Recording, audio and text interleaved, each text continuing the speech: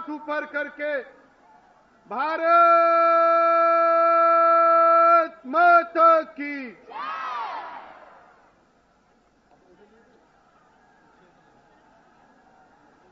भारत माता की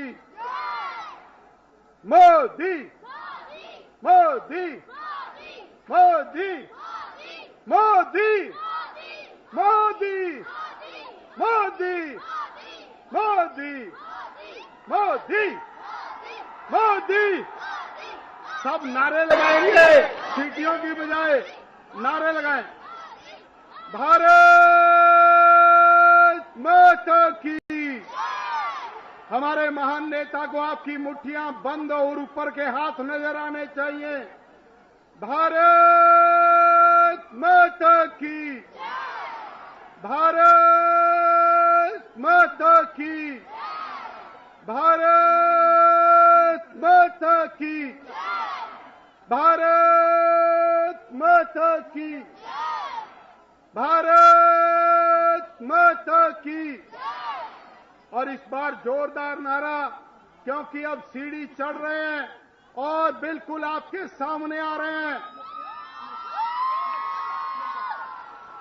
भारत माता की। भारत माता की। सारे हाथ ऊपर करके भारत माता की। मोदी मोदी मोदी मोदी मोदी मोदी मोदी मोदी मोदी मोदी मोदी मोदी मोदी मोदी मोदी मोदी भारत माता की। भारत माता की। मुट्ठियां बंद करके जैसा 4 घंटे से लगा रहे हैं। भारत माता की। भारत माता की। मोदी मोदी मोदी मोदी मोदी। चौधरी लाल सिंह जी अब पुष्प भेंट करते हुए प्रोफेसर निर्मल सिंह जी,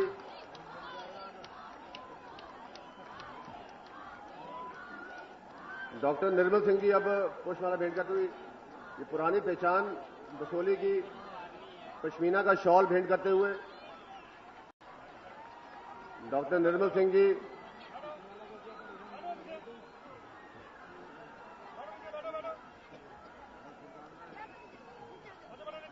मैं निवेदन करूंगा आदरणीय डॉक्टर निर्मल सिंह जी से कि आके स्वागत करें।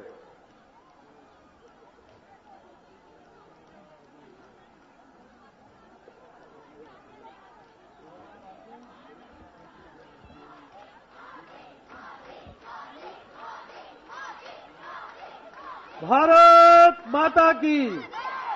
भारत माता की। भारतीय जनता पार्टी। भारतीय जनता पार्टी। श्री नरेंद्र भाई मोदी। श्री नरेंद्र भाई मोदी। मंच पर आसीन भारत के आदरणीय प्रधानमंत्री परम श्रद्धेय श्री नरेंद्र भाई मोदी, सम्मानीय मंच,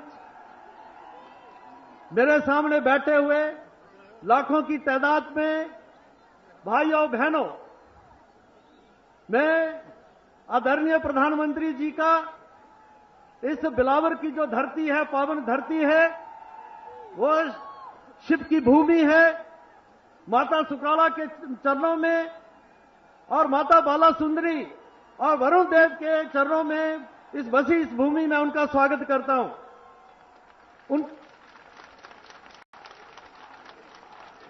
मैं आदरणीय प्रधानमंत्री परम श्रद्धेय नरेंद्र भाई मोदी का आभार प्रकट करना चाहूंगा कि आपने हमारा निमंत्रण स्वीकार किया और हमारे इस बिलावर में आए। प्रधानमंत्री जी, इस क्षेत्र में 3 सीटें हैं, बिलावर, बसोली और बनी। यह पहाड़ी क्षेत्र है, लेकिन बड़ी बुरी बात है कि अभी भी यहां के लोग तालाबों का पानी पीते हैं, नालों का पानी पीते हैं, और 70% ऐसे क्षेत्र हैं जिन क्षेत्रों में पीने का पानी उपलब्ध नहीं है।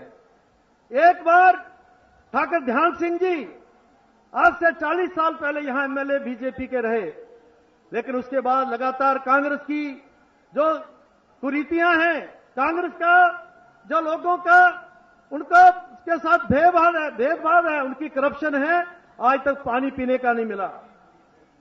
70 से 80% क्षेत्र जो है वो बिना सड़क के है। अगर सड़कें बनी हैं तो सड़कें जो है पीएमजीएसवाई नबार्ड में बनी है, लेकिन वो सड़कों के नाम पर कलंक है। कोई भी बहुत थोड़ी सड़कें हैं जो पक्की हैं, बाकी सड़कें जो है अर्थ वर्क हुआ है और उसमें बिल्कुल बरसात में सारी बह चुकी है। यहां के नौजवान, ये ऐसा क्षेत्र है प्रधानमंत्री जी, जिस क्षेत्र के लोग, यहां के डॉक्टर्स जो है पूरी दुनिया में मशहूर है। यहां के एडीजी, डीजी हैं, आईएएस, आईपीएस हैं, डॉक्टर्स हैं, प्रोफेसर्स हैं, जजेस हैं, बड़े अच्छे अच्छे लोग हैं। लेकिन आज बिलावर की जो जवानी है, या तो जम्मू और बाकी शहरों में होटल में छोटा छोटा काम करते हैं, चाहे वो वाइन शॉप्स के ऊपर काम करते हैं। पहाड़ी इलाके के लोग जाके मुंबई में, दिल्ली में जो बोरी का उठाने का काम करते हैं, जिसको पल्लेदारी करते हैं। यहां पे बेरोजगारी है, जब भेड़ बकरियां पालते हैं, चाहे वो किसान का काम करते हैं। यहां पर नौजवानों को रोजगार का कोई भी अवसर उपलब्ध नहीं है। यहां जम्मू कश्मीर में एक बहुत बड़ा धोखा हमारे नौजवानों से हुआ है। जम्मू कश्मीर की सरकार ने कहा था कि हम हर घर में दिया जलाएंगे, हर घर में हम जो है नौकरी देंगे, लेकिन 62,000 लोग ऐसे हैं, 62,000 लोग ऐसे हैं जो 500 के ऊपर नीड बेसिस के ऊपर या उसका जो कंटीजेंसी ग्रांट है उस पर रखे गए।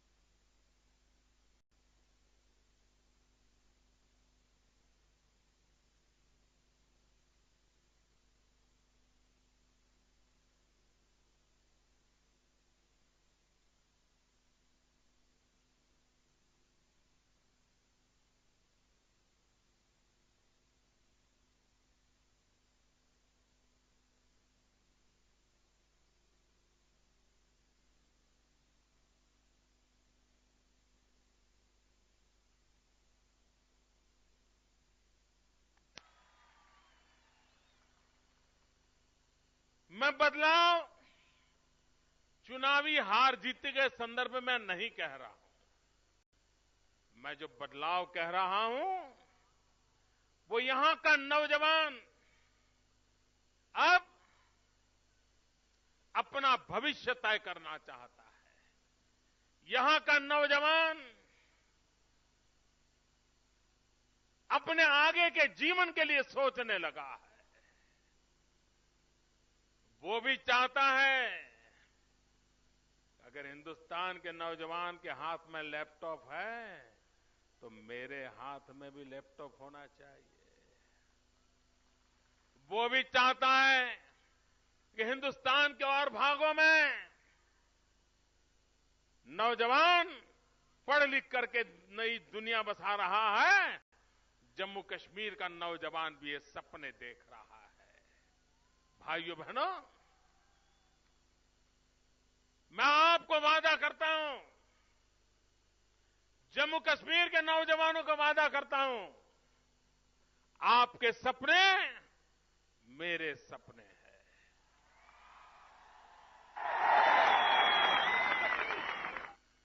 आपके सपने पूरे होंगे, वो सपने हिंदुस्तान के पूरे होंगे, ये मैं आपको विश्वास दिलाने आया। जो दिल्ली में पॉलिटिकल पंडित बैठते हैं ना, वो टीवी पर बैठ करके घंटों तक माथा खपाते हैं, चर्चा करते हैं, क्या होगा चुनाव में, क्या होगा, कैसे होगा। फिर क्या करते हैं, वो पुराना हिसाब लेते हैं। पहले इतना था तो अब बढ़ बढ़ करके इतना होगा, पहले इतना था ज्यादा से ज्यादा इतना होगा, पहले इतना होता था अब इतना होगा। भाइयों बहनों, लोकसभा के चुनाव में ये पॉलिटिकल पंडितों के सारे हिसाब गलत हो गए कि नहीं हो गए? हो गए कि नहीं हो गए? हो गए कि नहीं हो गए? अरे जब भारतीय जनता पार्टी ने मोदी को प्रधानमंत्री का उम्मीदवार घोषित किया तो सारे पॉलिटिकल पंडित कह रहे थे, गुजरात के बाहर मोदी को कौन जानता है, मोदी को कौन पहचानता है। कहते थे कि नहीं कहते थे? देश में मोदी को कौन जानता है, ऐसा कहते थे ना। आज क्या हाल है भाइयों? हिंदुस्तान छोड़ो, हिंदुस्तान के बाहर भी क्या माहौल है जी। सारे पॉलिटिकल पंडित गलत हो गए, सारे पॉलिटिकल पंडित गलत हो गए।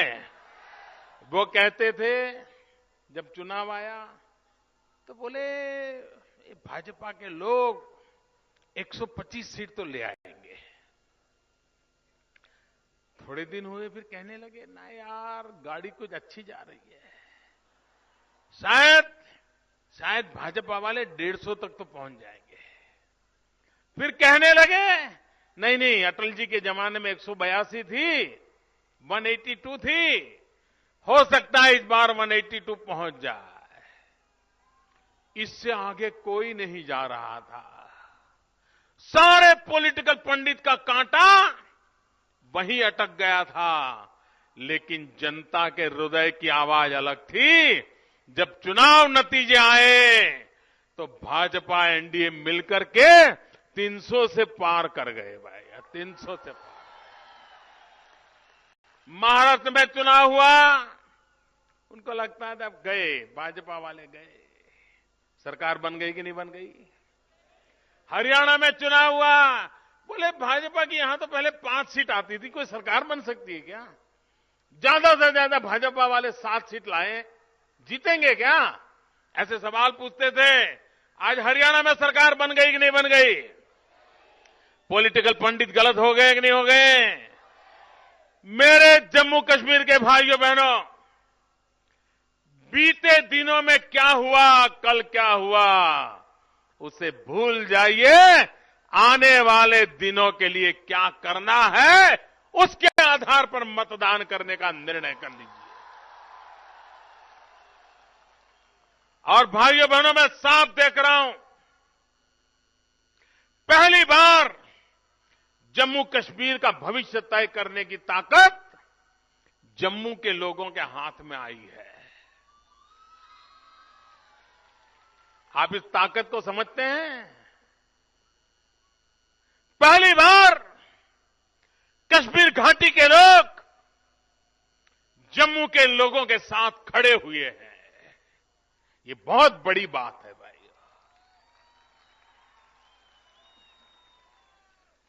सबको लग रहा है कि बहुत हो चुका, अब जम्मू कश्मीर को लूटने नहीं देंगे। बहुत लूटा। किसने लूटा भाइयों, बताइए किसने लूटा? एक एक नाम बारी बारी से बताइए। सबसे पहले किसने लूटा? उसके बाद किसने लूटा? इसके बाद किसने लूटा? लूटते ही रहे हैं ना। तीनों ने यही काम किया। तीनों ने सरकारें बनाई और सरकार बनाने के बाद जनता जनार्दन ने 5 साल में उनको निकाल दिया। निकाल दिया कि नहीं निकाल दिया? लेकिन उसके बाद आपको सही अल्टरनेट नहीं मिलता था। आप उनको निकालते तो थे, लेकिन किसको दें? वो भी तो ऐसे ही आते थे। तो जनता बेचारी वोट भी नहीं डालती थी। 10%, 12% वोट डालती थी। इनको क्या दोबारा लाना? पहली बार जम्मू कश्मीर की जनता को एक नया ऑल्टरनेट मिला है। भ्रष्टाचार से उब चुके थे, विकास में विश्वास पैदा हुआ है। चाहे लद्दाख हो, कश्मीर घाटी हो, चाहे जम्मू का इलाका हो, पहली बार यहां के लोगों को लगने लगा है कि अब कोई हमारे साथ आके खड़ा हुआ है, हटाओ उन लोगों को। और आप देखिए, गए, समझो गए। अब उनको कोई बचा नहीं सकता है, कोई बचा नहीं सकता है। भाइयों बहनों, जम्मू कश्मीर की परेशानी भ्रष्टाचार है। जम्मू कश्मीर की परेशानी कुशासन है, बैड गवर्नेंस है। जम्मू कश्मीर की परेशानी वंशवाद है, परिवारवाद है। इसने जम्मू कश्मीर को तबाह करके रखा है। और जहां जहां ये परिवारवाद फैला है ना, वहां परेशानियां ही परेशानियां आई है। मुझे बताइए, आपका बेटा होनहार है कि नहीं है? जरा मुझे बताइए, आपका बेटा होनहार है कि नहीं है? आपका बेटा भी कुछ बनने का दम रखता है कि नहीं रखता है? आपकी बेटी होनहार है कि नहीं है? आपकी बेटी भी कुछ बनने की ताकत रखती है कि नहीं रखती है? लेकिन जम्मू कश्मीर की जैसी राजनीति है, वहां आपके बेटे का कोई नंबर लगेगा क्या? आपकी बेटी का नंबर लगेगा क्या? लगेगा तो बाप बेटा, बाप बेटा, बाप बेटी, बाप बेटी, बाप बेटा। फिर आपकी बारी कहां से आएगी? कभी बाप बेटा आएंगे, कभी बाप बेटी आएगी। आपके बेटों का नंबर नहीं लगेगा, क्योंकि इस वंशवाद ने लोकतंत्र की जड़ों में दीमक लगा दी है, दीमक लगा दी है।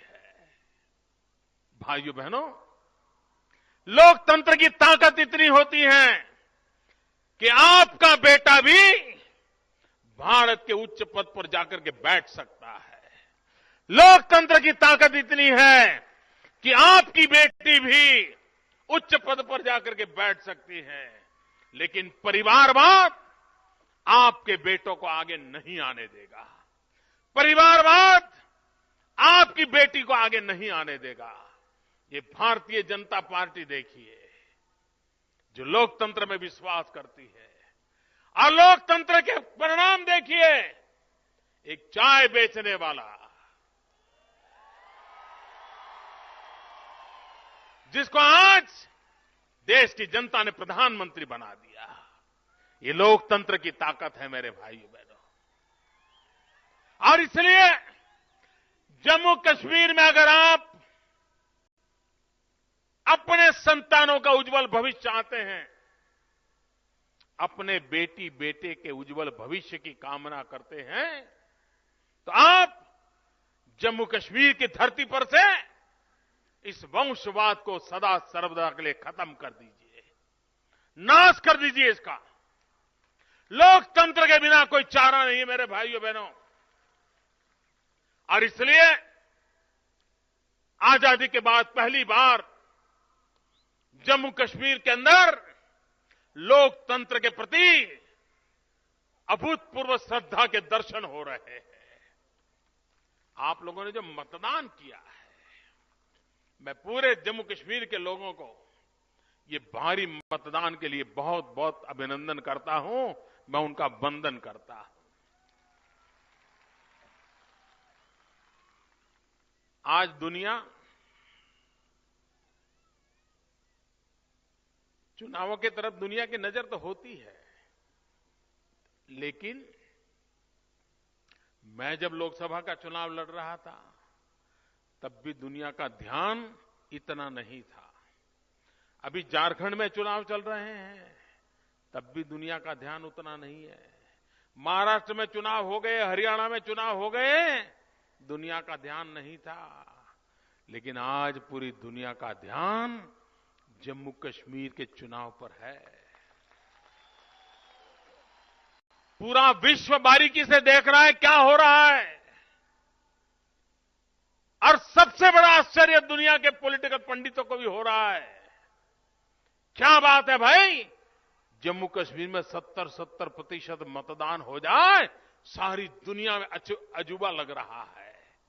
ये लोकतंत्र की ताकत आपने दिखाई है, पूरी दुनिया को आपने चकित कर दिया है।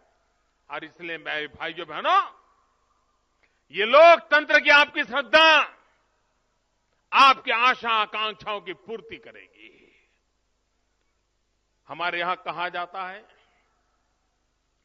कि पहाड़ की जवानी और पहाड़ का पानी पहाड़ के काम आता नहीं है।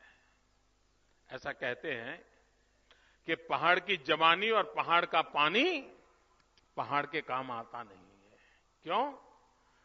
तो पहाड़ में जो जवान पैदा हुआ, रोजी रोटी कमाने के लिए कुछ होता नहीं है।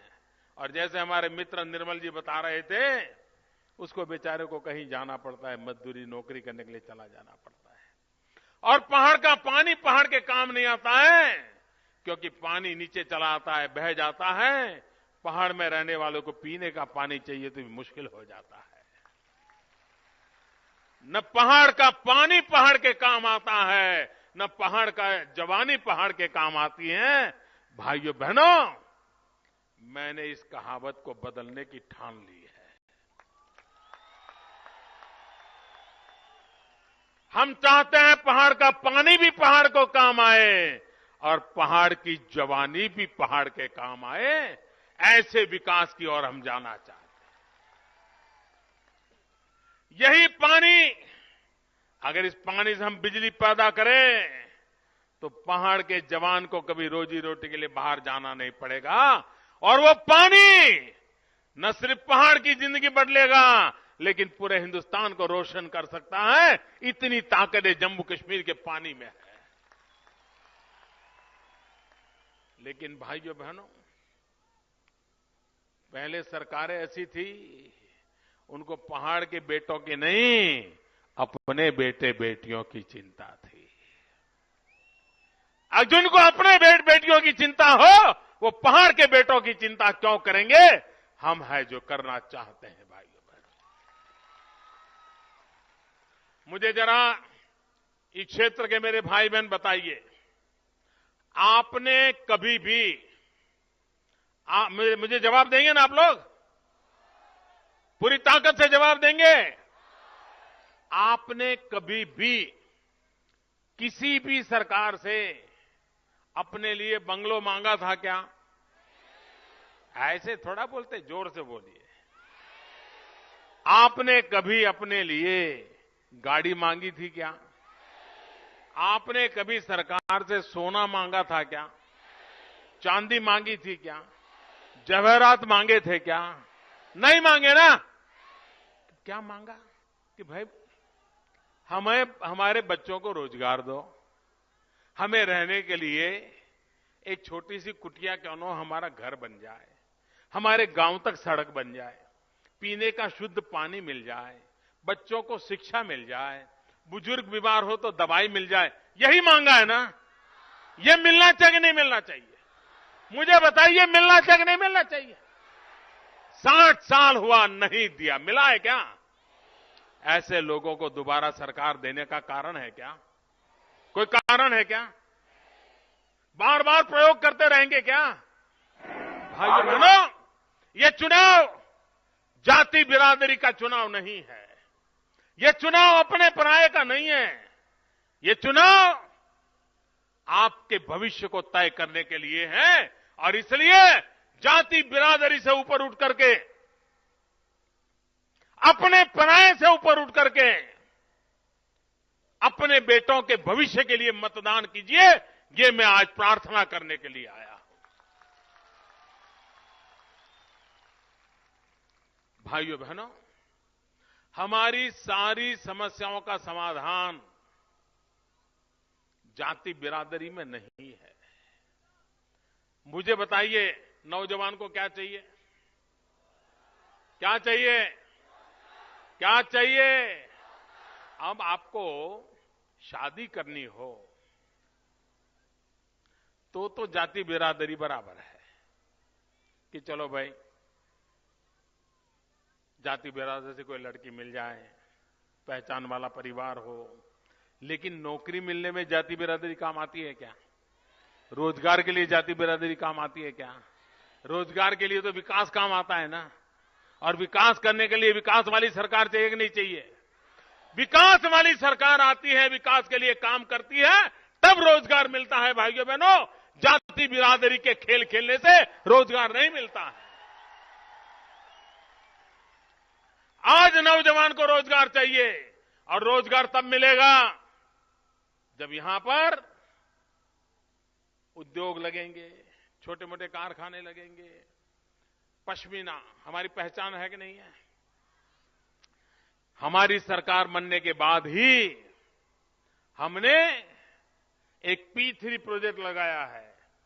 पश्मीना के प्रोग्रेस के लिए हमने प्रोजेक्ट लगाया है, और हम पश्मीना को दुनिया के बाजार में लाकर के खड़ा करना चाहते हैं, ताकि मेरे जम्मू कश्मीर की माताएं बहनें भी रोजी रोटी कमा सकें। आप मुझे बताइए, जम्मू कश्मीर में टूरिज्म सिर्फ डल लेक में ही है क्या? क्या और जगह पे नहीं है क्या? लेकिन किसी ने ध्यान ही नहीं दिया। अरे ये हमारे जम्मू रीजन में भी टूरिज्म की इतनी संभावना है, लेकिन उस पर उदासीनता बरती गई। सारी दुनिया को सिर्फ श्रीनगर का पता चला, और वहां हालत इतने खराब हो गए कि 30 साल से टूरिस्ट आना बंद हो गया, नौजवान बेरोजगार हो गया। भाइयों बहनों, हिंदुस्तान के 125 करोड़ देशवासी, उनके दिल में जितनी इच्छा बद्री केदार जाने की होती है, उतनी ही इच्छा जम्मू कश्मीर की वादियों को देखने की इच्छा होती है। यहां के मंदिरों के तीर्थ यात्रा करने का मन करता है, यहां की सर्दी वाली हवाएं का अनुभव लेने का मन करता है। भाइयों बहनों, ये जम्मू रीजन भी टूरिज्म के लिए ढेर सारी संभावनाओं वाला राज्य है, ढेर सारी संभावना वाला राज्य। यह आपका इलाका भी टूरिज्म के लिए बहुत सारी संभावनाओं वाला इलाका है भाई। और टूरिज्म ऐसा है कि टूरिज्म से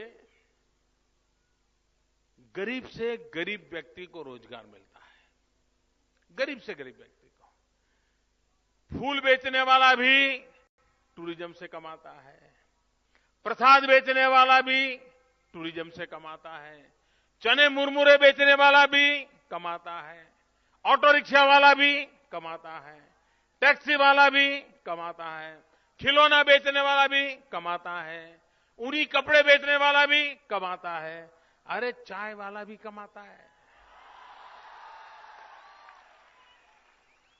गरीब से गरीब आदमी कमाता है। और इसलिए टूरिज्म को हम बढ़ावा देना चाहते हैं। अभी हमने कई देशों को वीजा ऑन अराइवल कर दिया। आते ही आओ, थप्पा मार देंगे, आ जाओ, देखो हमारा देश। हिम्मत चाहिए ना, वरना पहले तो बेचारे को आना है तो 6 महीने तक तो कागज पट्टी करता रहता था। हम चाहते हैं सारी दुनिया हिंदुस्तान को देखने के लिए आ जाए। मुझे बताइए, यहां रोजी रोटी मिलेगी कि नहीं मिलेगी? लोग कमाएंगे कि नहीं कमाएंगे? नौजवान को रोजगार मिलेगा कि नहीं मिलेगा? हमारा केसर जम्मू कश्मीर की पहचान है। आज दुनिया में उसका जो ब्रांडिंग होना चाहिए, हमारी सरकार बनने के बाद उस पर विशेष ध्यान देने के निर्णय कर लिए। गरीब से गरीब लोगों को रोजगार मिलेगा उसके कारण। भाइयों बहनों, हमारी समस्याओं का समाधान विकास में है। और जम्मू कश्मीर की मैं एक पीड़ा जानता हूं। मैं तो पहले यहां संगठन का काम करता था। जम्मू के इलाके में आऊं तो लोग लगातार कहते थे, साहब हमारे साथ घोर अन्याय हो रहा है। इस श्रीनगर में जो सरकार बैठी है ना, वो तो हमें गिनती ही नहीं है। वो तो हमारा कुछ करने को तैयार ही नहीं है। यही होता था ना। आप ये अन्याय सहन करने को अभी भी तैयार है क्या? ये अन्याय से मुक्ति चाहिए कि नहीं चाहिए? तो उसके लिए आपका भी तो हौसला बुलंद होना चाहिए ना। आपने हमें मदद करनी चाहिए कि नहीं करनी चाहिए? भाइयों बहनों, मैं जब सुनता था कि जम्मू के साथ बहुत अन्याय होता है, और बहुत बिल्कुल बारीकी से मुझे बताते थे। बोले देखो, कॉलेज यहां खुला, यहां बंद हो गया, अस्पताल वहां खुला, यहां बंद, सब मुझे हर चीज बताते थे। लेकिन मैं तो हैरान हो गया। अभी श्रीनगर गया तो श्रीनगर में मुझे क्या बताया लोगों ने? बोले साहब ये तो ऐसे लोग हैं कि हमें उस इलाके के लोगों को तो सब कुछ मिलता है, श्रीनगर के अंदर हमारा जो डल लेक का इलाका है उसको कुछ नहीं मिलता है, रोड भी नहीं बनाते, कुछ नहीं करते। मैंने कहा यार, जम्मू वाले तो शिकायत करते हैं अन्याय की, ये श्रीनगर घाटी में भी ऐसा हो रहा है? बोले हां, इसका मतलब ये हुआ कि जो तीनों सरकारें बनी है ना, उनके डीएनए में ही अन्याय करने का लिखा हुआ है, उनके स्वभाव में है। जब तक ऐसे लोगों को हम निकालोगे नहीं, तब तक आपको न्याय नहीं होगा। सबसे पहली आवश्यकता है, इस बार जम्मू कश्मीर की धरती पर से इन तीनों को बिल्कुल भाइयों बहनों राजनीति के पलट पर से मुक्ति दे दीजिए। उनको कहो आराम करो, बहुत हो गया। अपने परिवार संभालो। सरकार में आकर के भी तो परिवार संभालते हैं, तो घर बैठ के परिवार संभालो ना भाई। और इसलिए मैं चाहता हूं कि भाइयों बहनों, जम्मू कश्मीर को यह अन्याय का माहौल समाप्त होना चाहिए। चाहे लद्दाख हो, चाहे कश्मीर घाटी हो, चाहे जम्मू हो, हर एक को विकास के समान अवसर मिलने चाहिए। नौजवानों को आगे बढ़ने के समान अवसर मिलने चाहिए। हर एक को समान शिक्षा मिलनी चाहिए। विकास के सारे काम समान रूप से होने चाहिए। और इसलिए भाइयों बहनों, एक समानता का माहौल बनाना है। भाइयों बहनों, मुझे बताइए, ये कांग्रेस पार्टी का चरित्र आप जानते हो? कांग्रेस क्या चाहती है? कांग्रेस कभी नहीं चाहती है कि जम्मू कश्मीर में कोई अच्छी सरकार बने, कभी नहीं चाहते। क्यों? वो हमेशा चाहते हैं कि सरकार ऐसी बने कि जिसमें एक टांग कम हो, कुर्सी का एक पहिया कम हो। फिर वो आकर के खड़े हो जाते हैं, अच्छा हम खड़े हैं, हम आपको सपोर्ट करेंगे, हम सपोर्ट करेंगे, और सपोर्ट करके सरकार में घुस जाते हैं। हर सरकार में वो घुस जाते हैं कि नहीं घुस जाते?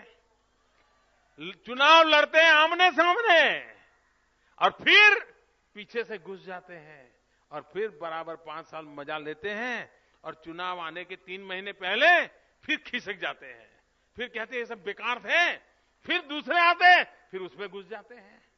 ये कांग्रेस का खेल है। कभी भी वो जम्मू कश्मीर में मजबूत सरकार बनने ही नहीं देते। ये कांग्रेस को पहचानो। और ये कांग्रेस के खेल के सबसे ज्यादा शिकार कौन हुए हैं, ये समझिए। ये कांग्रेस के खेल का शिकार कश्मीर घाटी के लोग नहीं बने कभी। वो कभी भी कांग्रेस की बातों में नहीं आए। अगर गलती की तो जम्मू इलाके ने की है। ये कांग्रेस सबसे ज्यादा गुमराह करने में सफल होता है तो जम्मू इलाके के लोगों को गुमराह करने में सफल होता है। अगर एक बार जम्मू क्षेत्र के लोग ये कांग्रेस के खेल को पहचान लेंगे तो यहां पर जम्मू कश्मीर में मजबूत और स्थिर सरकार बनेगी। और इसलिए भाइयों बहनों, इस बार कांग्रेस हारने वाली तो है, लेकिन मुझे वो हारे इतने में संतोष नहीं है। उनको 50 साल की सजा ऐसी करो, सजा ऐसी करो, गांव की पेटियां खाली निकले। सजा करो इन लोगों को, क्योंकि इन्होंने अपने राजनीतिक स्वार्थ के लिए जम्मू का सबसे ज्यादा नुकसान, तराई का सबसे ज्यादा नुकसान कांग्रेस पार्टी ने किया है भाइयों। पूरे जम्मू इलाकों को उन्होंने परिवारवादी राजनीति करने वालों के यहां गिरवी रख दिया था भाइयों। और इसलिए मैं कहना चाहता हूं, अब जम्मू के लोगों को जागने की जरूरत है। जिन्होंने जम्मू कश्मीर को अस्थिर किया है, जिन्होंने जम्मू कश्मीर को मजबूत सरकार नहीं बनने दी है, ऐसे लोगों को अब जम्मू कश्मीर की धरती पर, खास करके जम्मू की धरती पर पैर रखने की जगह नहीं होनी चाहिए। कश्मीर घाटी में वो जीतते ही नहीं है, कोई घुसने नहीं देता उनको। ये हाल है। वो यहीं पर आकर के खेल खेलते हैं और आपको गुमराह करते हैं। अब उनको पहचान गए हो, उनको पहचान गए हो, जान गए हो, उनके इरादे समझ आ गए हैं। उनकी विदाई करोगे ना, पक्का करोगे। भाइयों बहनों, अगर जम्मू कश्मीर को आगे बढ़ाना है, विकास से ही आगे बढ़ेगा, भ्रष्टाचार को खत्म करके ही आगे बढ़ेगा, नौजवानों के भविष्य को ध्यान में रखेंगे तभी आगे बढ़ेगा। और इसके लिए जम्मू कश्मीर में पूर्ण बहुमत वाली मजबूत स्थिर सरकार चाहिए। आधी अधूरी नहीं, कोई पीछे से घुस जाए ऐसी सरकार नहीं। जम्मू कश्मीर को मजबूत और स्थिर सरकार चाहिए। मैं पूरे जम्मू रीजन के लोगों को, अब 22 सीटों का मतदान बाकी है, ये 22 सीटों में ताकत है जम्मू कश्मीर को मजबूत सरकार देने की। ये 22 सीटों में ताकत है जम्मू कश्मीर के भविष्य को बदलने की। भाइयों बहनों, 50 साल तक आपने अन्याय झेला है, अब आपको न्याय का अवसर आया है। आप भारतीय जनता पार्टी को मदद कीजिए, भारतीय जनता पार्टी के उम्मीदवारों को 22 की 22 सीटों पर जिताइए। जम्मू कश्मीर में स्थिर सरकार देने का मैं वादा करता हूं, जम्मू कश्मीर को विकास की नई ऊंचाइयों पर ले जाने का मैं वादा करता हूं। भाई आप मुझे बताइए, आज दुनिया में हिंदुस्तान का डंका बज रहा है कि नहीं बज रहा है? बज रहा है कि नहीं बज रहा है? अमेरिका में जय जयकार हो रहा है, चीन में जय जयकार हो रहा है, जापान में जय जयकार हो रहा है, रशिया में जय जयकार हो रहा है। नहीं, क्यों हो रहा है भाई? क्यों हो रहा है? मोदी के कारण नहीं हो रहा है। ये जो जय जयकार हो रहा है, आपके कारण हो रहा है, आपके कारण। 500 करोड़ देशवासियों के कारण हो रहा है मेरे भाइयों बहनों। आज दुनिया का कितना ही बड़ा नेता क्यों न हो, जब वो मोदी से हाथ मिलाता है ना, तो उसको मोदी नहीं दिखता है। जब मोदी से हाथ मिलाता है तो उसे 125 करोड़ हिंदुस्तानी दिखाई देते हैं। ये ताकत है जो आज दुनिया मानने लगी है भाइयों बहनों। अगर हिंदुस्तान में पूर्ण बहुमत आने से सारी दुनिया हिंदुस्तान को मानने लगी, अगर जम्मू कश्मीर को पूर्ण बहुमत मिलेगा तो जम्मू कश्मीर को भी मानेंगे कि नहीं मानेंगे? पूर्ण बहुमत वाली स्थिर सरकार बनेगी तो जम्मू कश्मीर का भी जय जयकार होगा कि नहीं होगा? पूरे हिंदुस्तान में नंबर 1 पर आएंगे कि नहीं आएंगे? दुनिया में हमारी चर्चा होगी कि नहीं होगी? इसलिए मेरे भाइयों बहनों, मैं आज आपको आग्रह करने आया हूं कि हम जम्मू कश्मीर में पूर्ण बहुमत वाली सरकार बनाएं। और उन्हें मतदान के अंदर एक काम कर दिया है, अब बाकी अधूरा काम आपको पूरा करना है। कर दोगे? 22 की 22 सीटें चाहिए, मिलेगी? आपके भविष्य के लिए चाहिए, मिलेगी? भाइयों बहनों, आपका भविष्य उज्जवल होगा, ये मैं आपको विश्वास दिलाता हूं। आप सबको मेरी बहुत बहुत शुभकामनाएं हैं। ठंड अगर बढ़ जाए तो भी मतदान में गर्मी रहनी चाहिए। अब तक के मतदान के रिकॉर्ड तोड़ने का काम अब आपके जिम्मे है। तोड़ोगे? अब कब के सारे रिकॉर्ड तोड़ दोगे? बहुत बहुत धन्यवाद भाइयों बहनों, बहुत बहुत धन्यवाद।